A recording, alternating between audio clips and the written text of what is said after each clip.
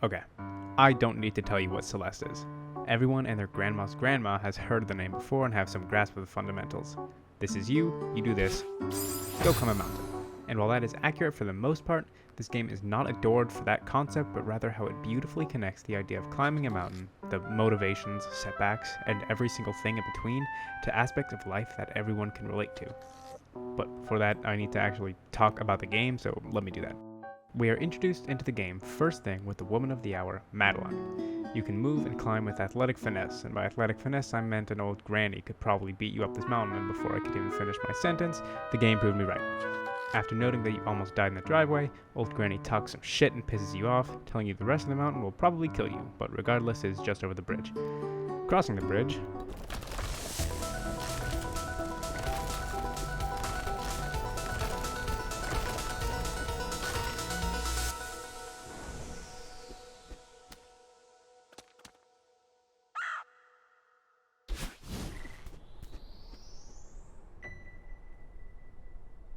and here you find solace in the only thought keeping you going. You can do this. Starting off real strong, I'm gonna immediately stop the gameplay. You hear this song? This is called First Steps.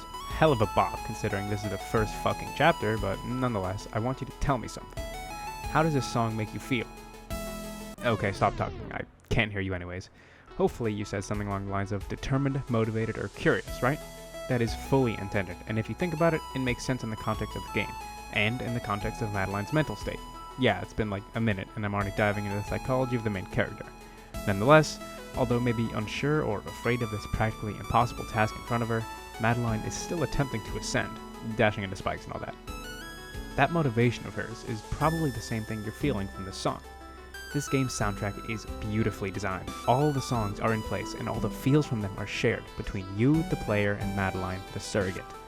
Beyond that, now it's time to talk about one of the most jaw-dropping parts about this game, which would be its tutorial, or more accurately, the lack of one. That bird telling you to climb and dash is all there is. That happens a total of maybe 10 times max throughout this whole game. With so many objects and interactables and routes and raw information, the only help you get is these motivational postcards that typically help you with the GUI or say vaguely ominous things, and this bird that tells you certain movement techniques, and also an internet guide for catching birds by wave dashing.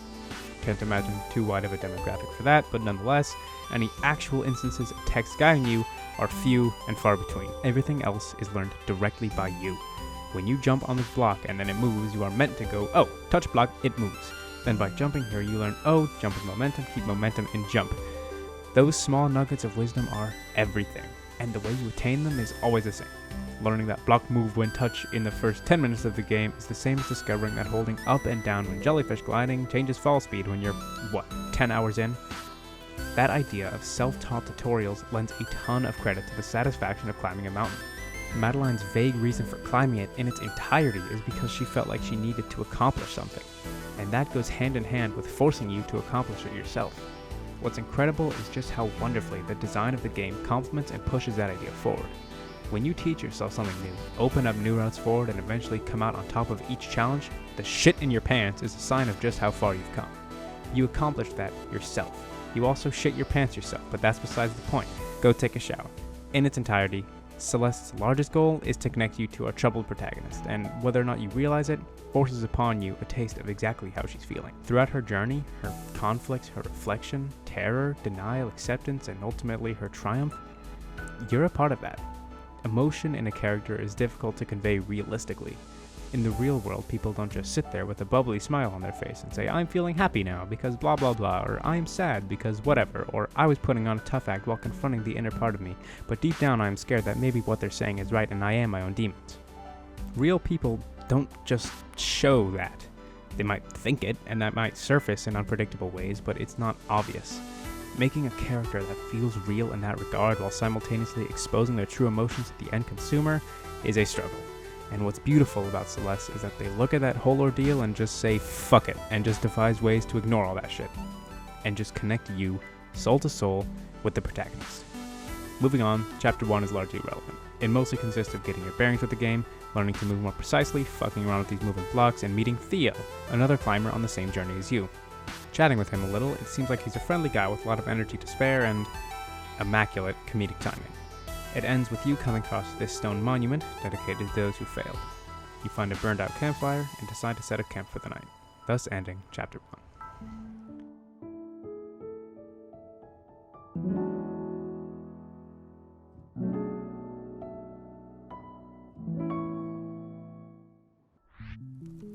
Chapter 2 opens off and, well, that's not good. Continuing to the right, we find some weird floaty blocks in the sky that seem completely impassable, and even further right, light at the bottom of a hole. Heading down, more blocks, this time in a weird underground labyrinth thing. Finding your way through the labyrinth and some rooms filled with more danger than touring in Pakistan as a woman, you come across a mirror. Walking by it,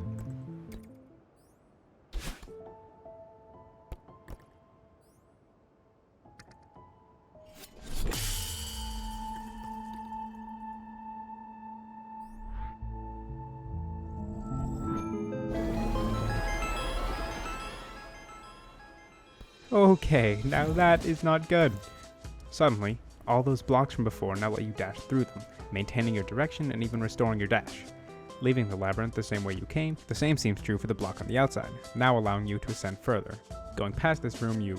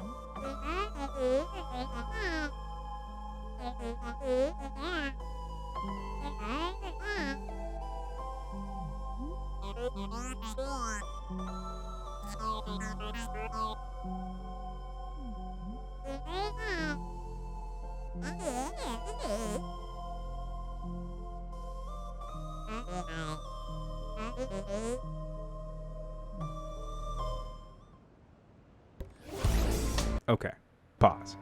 Holy shit. The dialogue, immaculate. The chemistry that every single character has in this game with every single other one is insane. In every bit of dialogue that goes by, characters will either play off each other incredibly or tap into some genuinely well-placed comedy, so props to the devs for that. Moving on, we are kind of getting chased by a goth bitch of a doppelganger. Running frantically through 8 or 9 rooms of parkour, hitting all these switches along the way, you eventually come to a large clearing, whereupon your doppelganger stops, laughs, and vanishes without a trace. After trotting through some odd landscaping, you find an information booth with a ringing phone.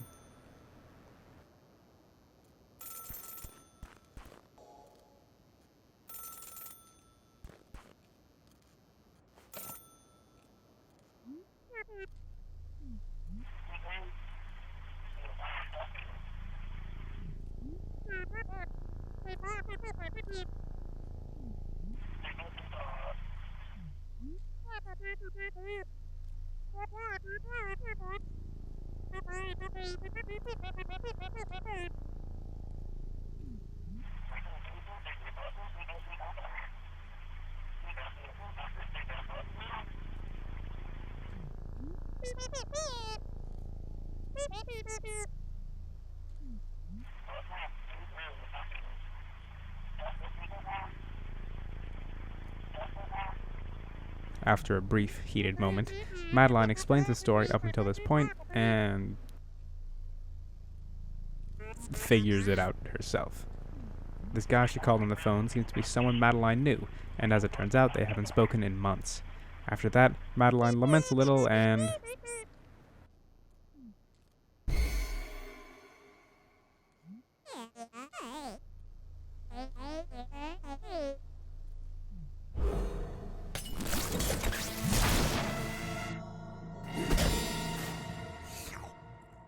lovely.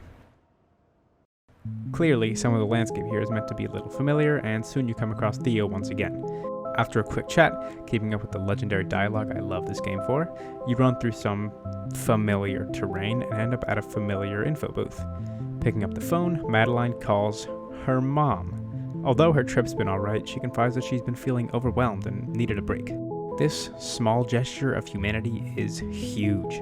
The last thing you would expect to see in a story about growth and hardship is the character stressing the fuck out and deciding to call up their mom, and honestly, I love that. While it may not be specifically relatable to anyone in particular, that feeling of struggling to catch a break is definitely something a lot of people feel, and the humanity of just being unable to keep up with what's on your plate is a sentiment I'm sure most of us share, at least from time to time. Fortunately for Madeline, her mother is available, and Madeline gets a much needed chance to talk it out.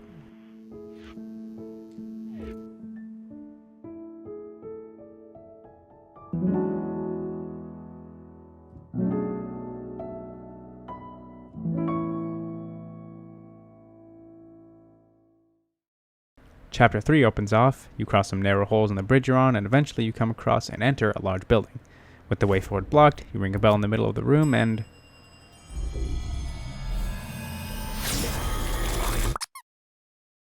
apparently you summoned the concierge. This person you've culted into existence seems to be the owner of the Celestial Resort Hotel, named Mr. Oshiro, and he loves to monologue externally. He seems absolutely convinced that Madeline is here to stay in a room, although she actually intends to just pass through. With a little clever deception, you can audibly hear him plot to lure Madeline to the finest room in the hotel in order to bait her into loving it and staying. He scoots off at remarkable speed, leaving you to slowly waddle after him.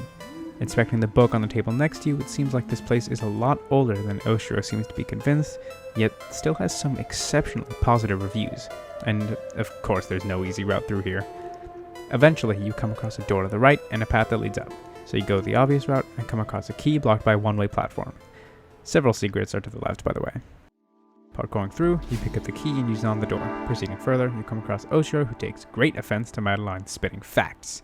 After a whole lot of parkour, you find Oshiro yet again, who gets a little snappy due to your slowness. Clearly, he hasn't quite noticed all the death traps and perfectly designed platforming layout in his hotel. To him, his hotel is nice and tidy, and holy shit, that is a lot of knowledge. Wading through the mess, you find Oshiro panicking in the center, to which you offer to help him sort through the spring-cleaning hell that materialized in his haunted house hotel. The 3-block pathways open up, the music gets funky, and you are allowed to proceed. Boom, boom, boom, grab the key and head on up. Oshiro says they're in an elevator, but of course he's dumb, so it's time to climb yourself up there. Climb up, mind the blobs, and parkour your way through. More parkour, and you guessed it, now it's time to watch Oshiro have a mental breakdown. And now you can't pass. Going around, now it's more parkour. Key, door, parkour, and... Chatting with Oshiro, he begins getting a little desperate when...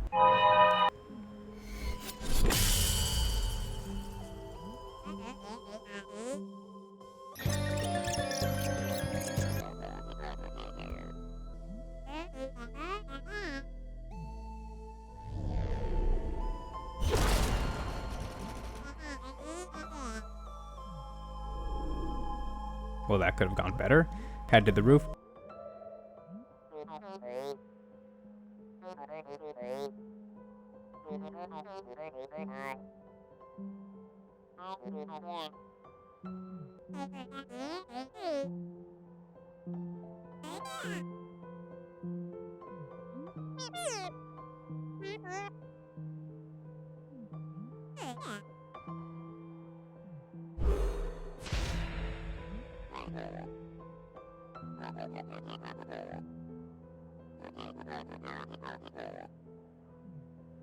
Oh shit, Mario crossover! Now, do some particularly panicked platforming, producing you planting your paws on a paved purple roof, whereupon King Boo here plants his particularly perplexing person onto the roof, sending the both of you careening down. After the buttery smooth landing, Oshiro effectively tells you to fuck off and dips, leaving you with little choice but to carry on.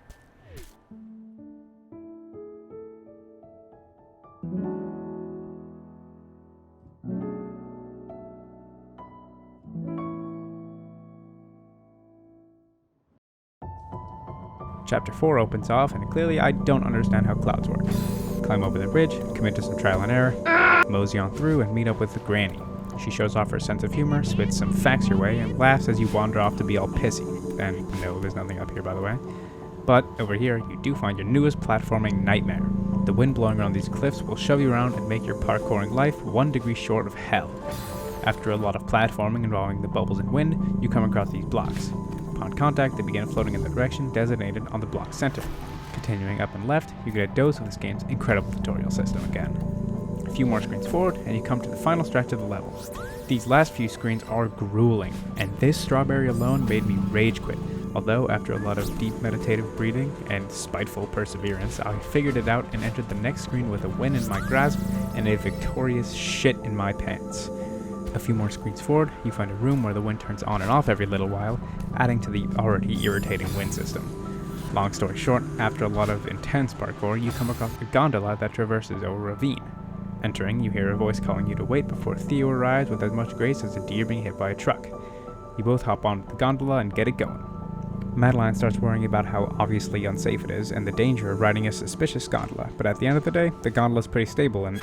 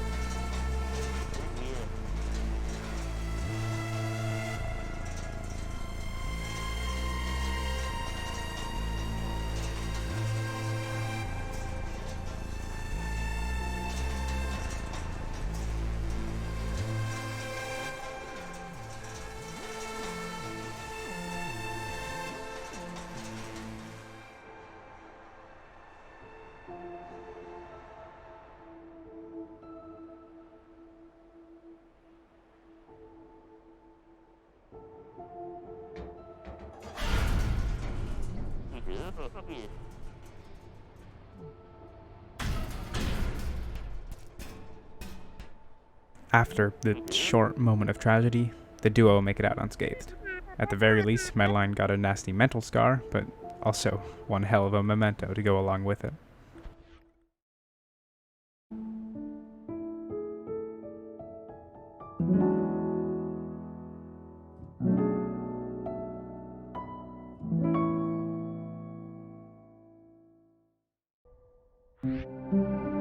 Chapter 5 opens off, and Theo is already diving into the first suspicious temple he finds, and Madeline is on par with what the rest of us are thinking. Only the second room, and yet again, incredible tutorial.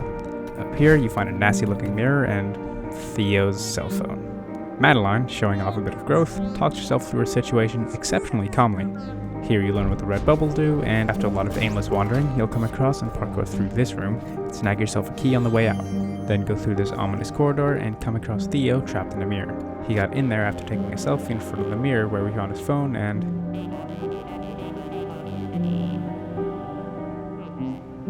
I love this character. Theo suddenly gets the feeling something is coming before making like a tree. Here's where I had a mental breakdown for some reason right before I found this button. From here on, this temple is real dark and can only be lit by plopping your peach in front of the torches that then stay lit. Just keep traversing until you blindly stumble into this room. Pro tip, you should probably use your dash in this room. Do not be like me. Make your way through and... whoopsie. From here, go up to spot the key, then up and left, then up and right. Hop around through here, come into this room, and then drop down here. Do not get fooled here. These will still kill you.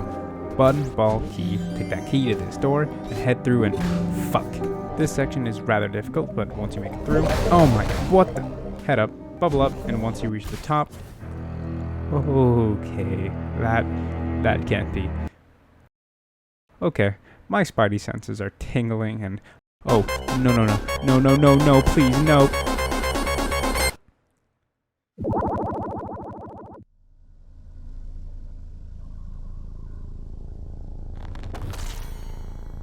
Make your way towards Madeline, breaking these blocks as necessary. Once you make your way to the woman of the hour, she gets up and tries to start running, obviously to no avail.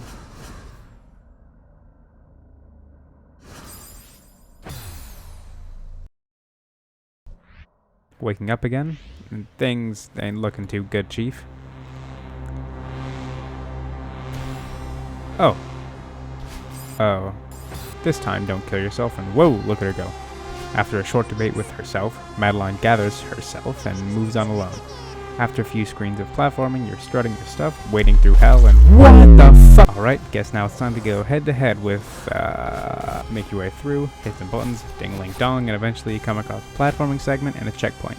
After this screen, things get even darker, but instead of eerie and sinister, now the music has substituted out the ringing in the background for some percussion, giving the music a much more paced feel and a bit of momentum behind it. And oh my god, that transition is just mwah. Anyways, you find essentially a railway with a shit ton of locks on it. Traverse up here and find Theo. Chat for a sec, acknowledge the situation, and... okay. Existential crisis. With some encouraging words, the room brightens. Theo confesses that he feels the temple shaping around him too. His icy prison and all the eyes are not because of Madeline. With a clear objective in mind, now we just need to get around to Theo. After a lot of scurrying around, dodging monsters and grabbing keys, this railway thing opens up completely, but after I did that, I went back to Theo for some words of encouragement. He had a couple and also called Madeline by the wrong name before I killed myself. Entering the far right of the railway, you find a bubble, and riding it finally progresses you to a path toward Theo, who's somewhere around that way. After a couple screens of being chased by these blobsters, you barely scrape through to where Theo is. You bust him out and, could have gone better.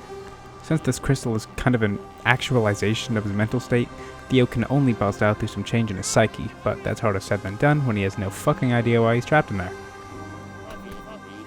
I love this game so much. You drag Theo's icy ass through this pyramid filled with a shit ton of blob boys. This whole segment is really intriguing, and the idea of being both encumbered and embolstered by tossing around our ice boy is really interesting in such an unforgiving platformer. I could gush for hours, but long story short, with some fucking sick moves, you bust Theo out of here and ooh, that was clean. Running down a long hallway, a constant pulsing pushes you back, as the screen gets more distorted and the path forward even harder to navigate.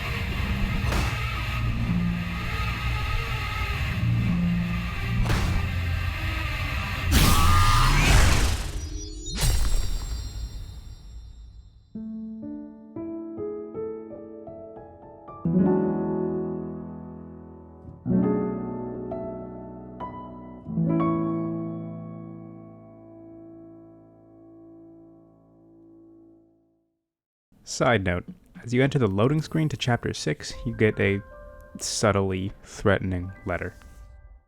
As Chapter 6 opens, Madeline is still lugging around her pocket Theo and plops down in front of a campfire. Eventually, sometime in the night, Theo comes to and thinks for a second that all that blob monster Iceman speedrunning hacks was a dream, and then it dawns on him. Then boom! Dialogue options for Theo rather than Madeline. And this whole interaction is really wholesome. Every time characters share some dialogue, I've always noted how much I love it, and this whole segment is just 10 straight minutes of that. Long story short, Theo called Madeline Alex earlier because Madeline reminds him of his sister, Madeline talks about depression and anxiety, they both grieve Theo's grandfather, and Madeline thanks him for the feather trick before they doze off together.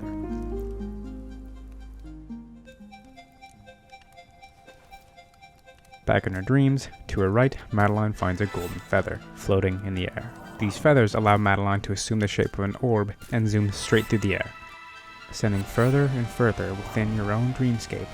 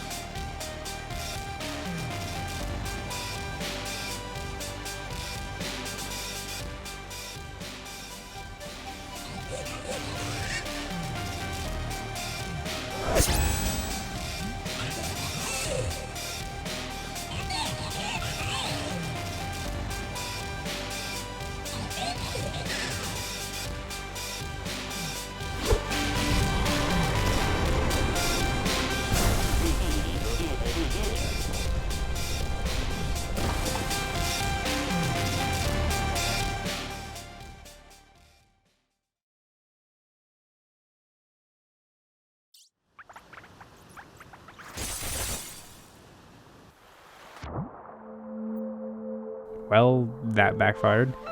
Exploring your new home, you find you can swim under this little block of land and find this weird looking block thing with blue sides. This block has the power to break through fragile looking walls, and if you're not careful, and now you've figured out the main puzzle element of Chapter 6. The other major puzzle element are the feathers. Although they may not have prevented your fall, they're still vital for your climb. But those blocks are still important, and also difficult to wrestle with. Eventually, you come across an expansive clearing, and to the right, you find a small, tranquil room with some water, perfect for reflecting.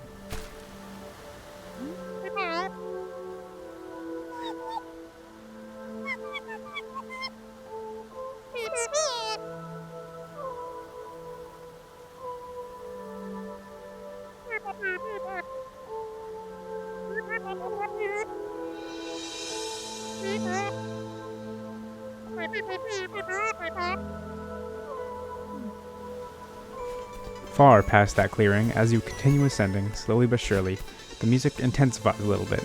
After a lot of flying, smashing, and bumping, you find Granny's bird and, surely enough, Granny.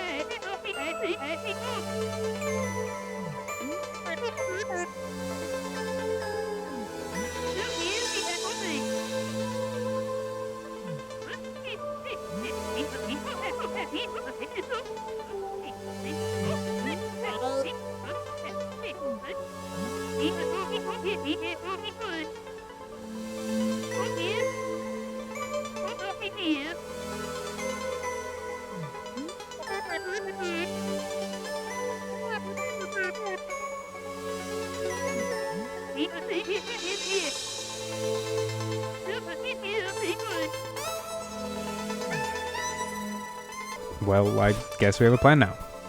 Whoa. As you chase the tentacles further and further into the cave, you come across Badeline.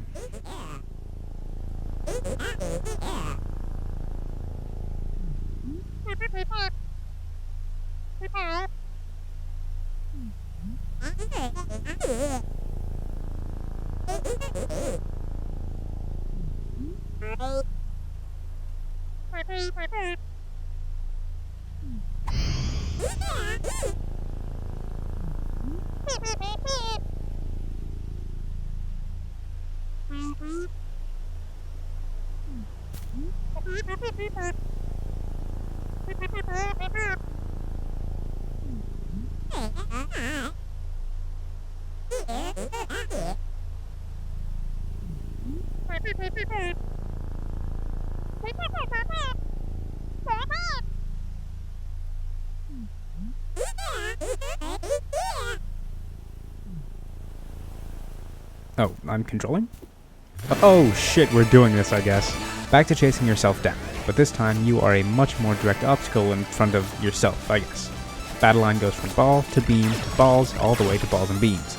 After a lot of relentless chasing, Badeline stops fighting back and resorts to retreating until... Wait, we're not done? Oh. More chasing, more balls, and more beams, until eventually Badeline recedes into the deepest part of the cave.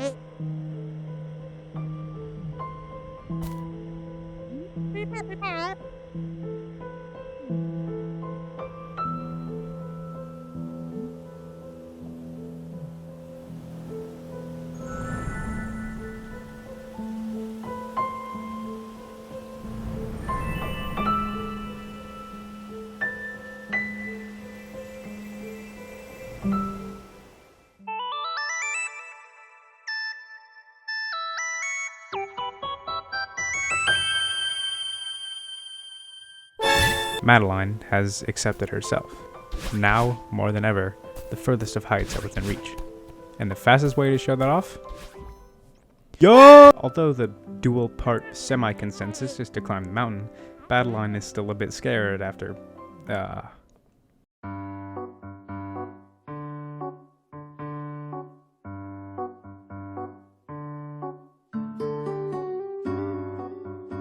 After all, with Madeline working with herself, the summit is just within reach.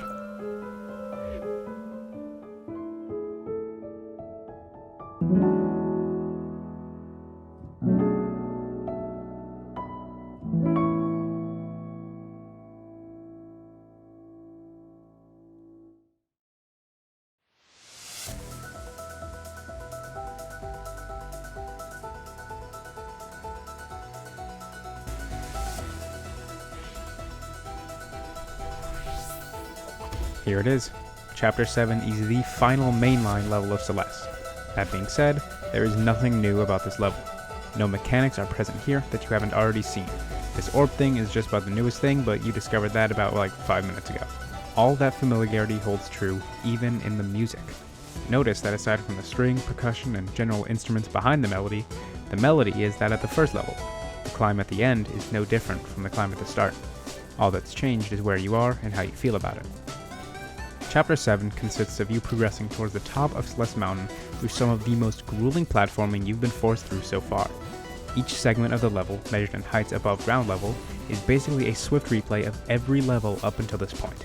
You start at the bottom, climbing up to 500 meters, then up to 1,000, then 1,500, then 2,000, 2,500, and eventually hitting the final home stretch at 3,000 meters.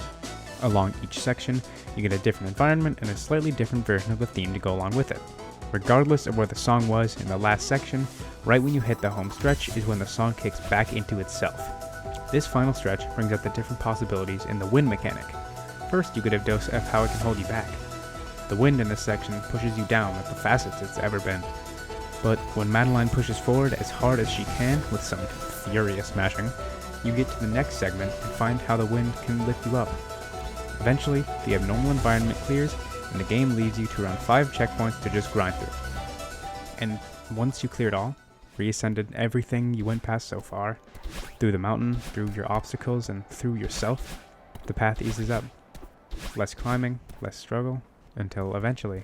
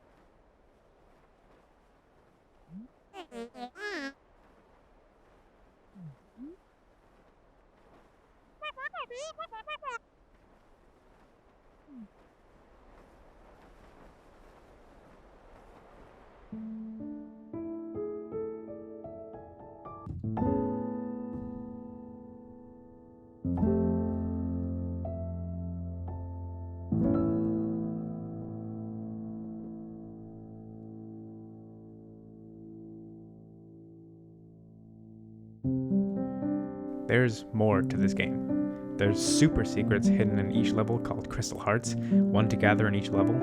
There's an alternative version to every level called a B-side, much harder than their original level, and alternates to those called C-sides, grueling 3-room-long bursts of impossible platforming that teaches you even more mechanics about each object in the game. There's an 8th and even a 9th chapter, both telling stories of their own. But this game is an experience more than it is a story. It's your journey more than it is your game. I told you the bare bones, the journey, plain and simple, but there's a lot more to it. I narrated the game to you in about 15 or 20 minutes, but I completed it in 6 hours. That time spent didn't come out of nowhere. Although strawberries, I neglected to mention, took up a large part of it. I challenged myself to get them, and they gave me a very different sense of accomplishment than running along the little path intended for me. Those strawberry flavored challenges and those optional chapters 8 and 9, as well as all the B and C sides, are where this game truly lies. I'm not going to tell you that one quote everyone's heard, even though it fits, because honestly it's been told so much that it's redundant at this point. Although the story has a point to it, how you challenge yourself and train your own skills and your own will against that of this game is what defines Celeste. Celeste, through its storytelling and narrative devices, utilization of gameplay elements, and its glorious, glorious soundtrack, influences the player in a way. This game is made of how you play it. My experience is not like anyone else's. Even if you've watched this whole thing, maybe even seen a playthrough of it, I urge you to pick it up for yourself, on sale if you have to. It doesn't matter who you are. If you look at this game through a lens of introspection, this game ought to mean something to you. We've all got our bad side, what we want to leave behind on the top of a cliff, our evil calling from a mountaintop that we may choose to ignore. But does your bad side warrant moving on from? Or is it just time for you to make your climb?